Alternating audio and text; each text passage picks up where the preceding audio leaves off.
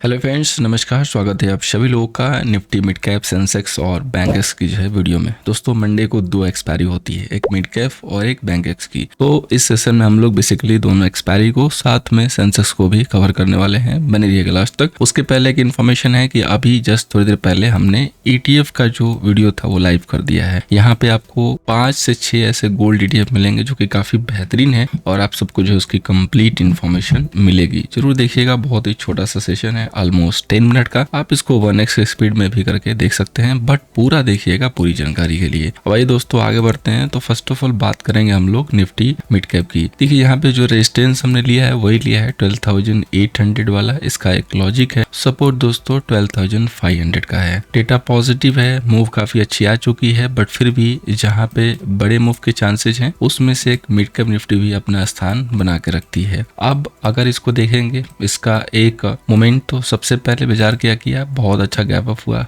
Follow back में थोड़ा सा मूव लिया 620 to 720 100 point. Then after fall back to fill gap को फिल करने की कोशिश हुई। बाजार में मोमेंटम स्ट्रांग था, गैप नहीं फिल हुआ। यहीं कहीं बाजार ने बॉटम बना के जो है फिर यहाँ से मूव की शुरुआत की। तो पहला कि ये जो बॉटम है 12,580, ये एक डे सपोर्ट के लिए काफी जो है इम्पोर्टेंट होगा और इस पे जो है डे सपोर्ट स्टेबल हो सकता है। सो आई मीन टू से कि अगर कोई भी थ्रोबैक मिलता है या कोई रिटेस्ट मिलता है तो यहाँ पे एक बार बाई के लिए अटेम्प्ट लिया जाना चाहिए। इतना गैप होने की जो है मतलब संभावना जो है कम है, यानी कि इस लेवल को टच करने की संभावना कम है, बट फिर भी एक बड़ा जो सपोर्ट है डे के लिए वो 12,580 पे यहाँ पे प्लॉट रहेगा। अब जो मेन जो बाइंग डिप का जो लेवल है एक्सपायरी वाला वो है 12,640 या 600, यानी कि ये जो जोन है ये मिलना ही चाहिए। 50-70 पॉइंट का थ्रोबैक इजीली आ जाना चाहिए एक्सपायरी में। तो अगर सपोज कीजिए कि कोई थ्रोबैक आता है तो हम यहाँ से जो है लॉन्ग के लिए कोशिश करेंगे। अब जो मैंने 12,800 है उसी को रेजिस्टेंस क्यों लिया है, तो अगर हम 12,800 के ऊपर मूव करने लगे, 5 यहाँ पे 10 मिनट जो है इसको ब्रेक करके होल्ड करने लगे, तो एक यहाँ से हमें शॉर्ट कवरिंग जो मूव है ना वो आती हुई दिखाई दे सकती है और फिर हमें एक बढ़िया जो है वहाँ पे बेहतरीन एक्सपायरी वाला जो है मूव कैच हो सकता है। लेकिन उसके लिए कंडीशन क्या है कि 12,800 पे प्रॉपरली 5 से 10 मिनट होल्ड करके तब जो है ऊपर की तरफ बढ़ना चाहिए।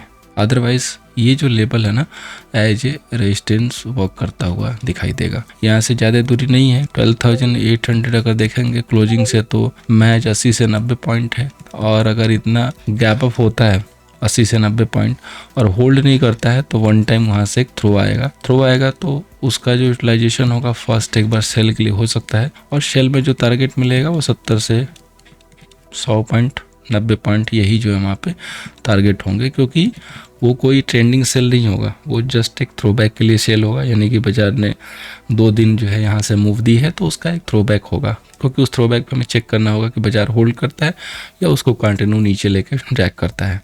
अब ऑप्शन चेन क्या कह रहे हैं डिजिटली वो जस्ट हम शेयर करेंगे। सबसे पहले हम लोग सेंसेक्स को कवर कर लें। तो इसका जो लेवल है 80,894 यानी कि 80,000 स्ट्रॉन्ग रेजिस्टेंस और 79,606 का जो है एक बेहतरीन सपोर्ट है, क्योंकि ये जो बाजार था इसी जोन में अगर देखेंगे तो कुछ दिनों से ट्रेड कर रहा था, और इसीलिए इसको मैं एक्सपायरी के लिए वॉच करने के लिए बोला था आप सभी लोगों को कि अगर 79,610,620 ब्रेक करता है तो हमें एक बढ़िया जो है बेहतरीन मूव दिखाई दे सकती है और यहाँ से एक अपसाइड मूव मिलेगी। प्रॉपर जो है यहाँ पे देखेंगे तो 6-7 दिनों का कंसोलिडेशन था, उसको ब्रेक करके सेंसेक्स ने वो मूव दी जिसको हमने एक्सपायरी के लिए आपको ट्रैक करने के लिए भी 1-2 दिन पहले ही आगाह किया था। तो अब देखिए बाजार ये जो मूव था डार्वेक्स के ऊपर जो है निकल गया, जो कि 600 से ही बढ़िया जो है मूव आ गई। अब 80,000 के ऊपर बाजार जाके जो है यहाँ पे स्टेबल हो गया है। तो अब ये जो 80,000 का जोन है ये एज ए स्ट्रॉन्ग सपोर्ट काम करेगा। तो अब फिर से वही एक्सपायरी की जो है तैयारी रहेगी, क्योंकि इसमें मेन जैसा कि मैं बोलता हूँ कि एक्सपायरी में ही बढ़िया मूव मिलती है, प्रीमियम सस्ते होते हैं। बाकी जिसको ट्रेंड के अकॉर्डिंग लेना हो छोटे मोटे ट्रेड के लिए ले सकता है, अदरवाइज एक्सपायरी सबसे बेहतरीन होता है इसको ट्रेड करने के लिए। तो अब हमें जो वॉच करना है वो वॉच करना है 80,000 को। सेम फिर से नेक्स्ट एक्सपायरी के लिए अगर हम 80,000 के ऊपर होल्ड है 3 से 4 दिन तो फिर ये जो है फ्राइडे के दिन ब्लास्ट करेगा और उस दिन में ये 81,000 के ऊपर तक निकल सकता है। तो अब हमारा वर्क ये रहेगा कि ये इधर की तरफ होल्ड हो रहा है कि नहीं। सपोज कीजिए कि ये इधर से तोड़ के इधर आ जाता है, तो अगला जो वॉचिंग एरिया है वो 79,600 है। यानी कि 79,600 तक जब तक होल्ड रहेगा तब तक एक्सपायरी के लिए जो व्यू लेंगे हम लोग, एक्सपायरी के दिन के लिए वो बाई लेंगे और ट्रैकिंग हमारी बाई के लिए होगी। उसके एक दिन पहले भी अगर कहीं यहाँ पे आके मिलता है और बाजार में स्ट्रांगनेस है, मोमेंट क्लियर है, तो हम उस जोन में बाई कर सकते हैं। अब इधर बाई करेंगे तो बहुत ज़्यादा कोई खास प्रीमियम गेन नहीं मिलेगा। जो सेलर्स हैं उनको उस हिसाब से, स्ट्रांगनेस के हिसाब से पुश सेल करके वो गेन हो सकता है। अदरवाइज वहाँ पे बहुत अच्छे जो है गेन नहीं मिलेंगे प्रीमियम के साथ अगर देखेंगे तो। बस मोमेंट समझ में आएगा, तो मोमेंट को समझने के लिए हमें उसको चेक करना है।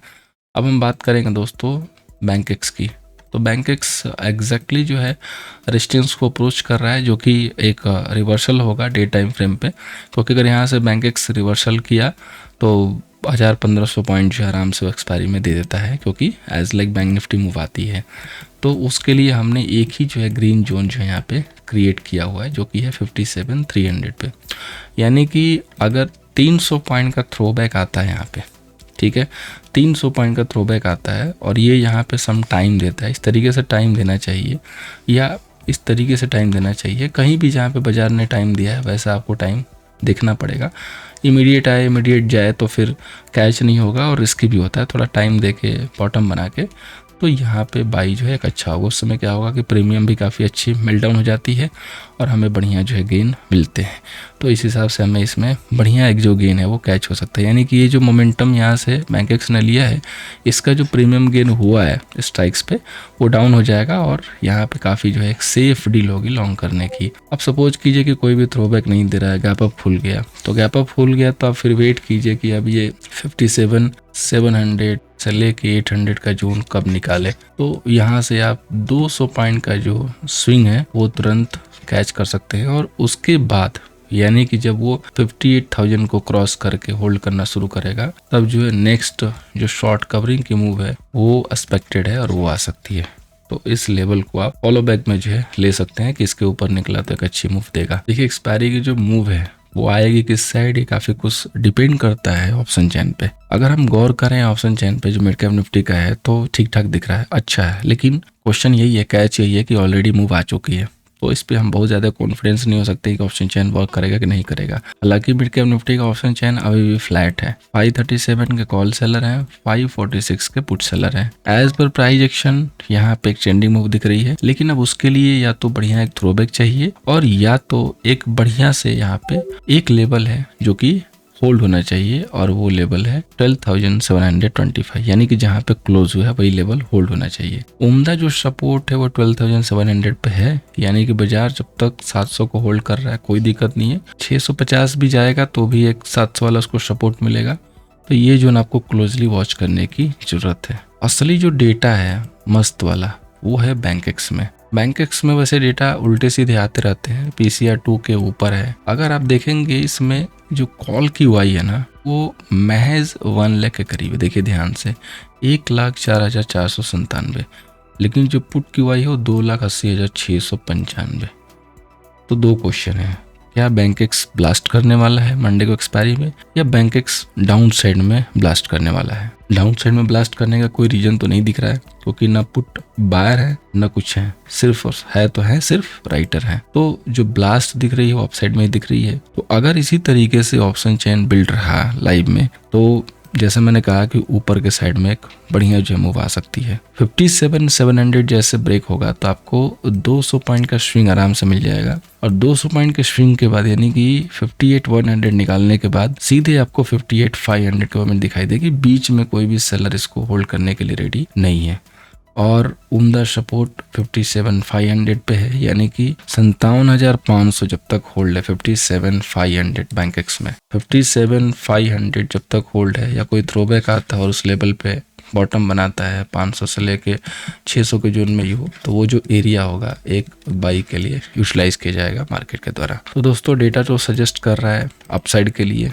लेकिन एक चूंकि हमने बहुत बेहतरीन ट्रेंडिंग मूव ले ली है तो यहीं पे थोड़ा सा कॉशियस होता है, फियर आता है, और उसको कट करने का एक ही तरीका है कि हम डीप पे बाई करेंगे, थ्रो बैक पे बाई करेंगे। तो आई थिंक कि हमें राइज पे बाई नहीं करना चाहिए, चढ़ते हुए पे नहीं बाई करना चाहिए। अगर चढ़ते हुए पे कोई मोमेंट पिक कर रहे हैं जिसको हम मोमेंटम के लिए एंटर करते हैं तो इमीडिएटली उसको बुक कर लीजिए प्रॉफिट को, ज्यादा गेन के लिए मत रुकिए, और या तो कम से कम बाइंग एंड सेल के साथ उसको होल्ड कीजिए, और या तो छोटे स्टॉप लॉस के साथ होल्ड कीजिए। यही लॉजिक है, इसके अलावा कोई नहीं है, अदरवाइज लॉसेस इमीडिएटली बड़े हो जाते हैं। सो दोस्तों, उम्मीद करूंगा कि ये सेशन आपको मंडे के सेशन में जो हेल्प करता हुआ नजर आएगा। साथ में आपको ये भी बताना चाहेंगे कि जो निफ्टी बैंक निफ्टी की जो वीडियो है वो अलग से यहाँ पे अपलोड की गई है, जिस कल ही कर दी थी। इसमें एफ&ओ डेटा भी, यानी कि बड़े ट्रेडर का, इसको भी देखिएगा। ETF की वीडियो को देख के अपने कमेंट्स जरूर दीजिएगा। Thank you so much for watching. मिलते हैं दोस्तों नेक्स्ट सेशन में।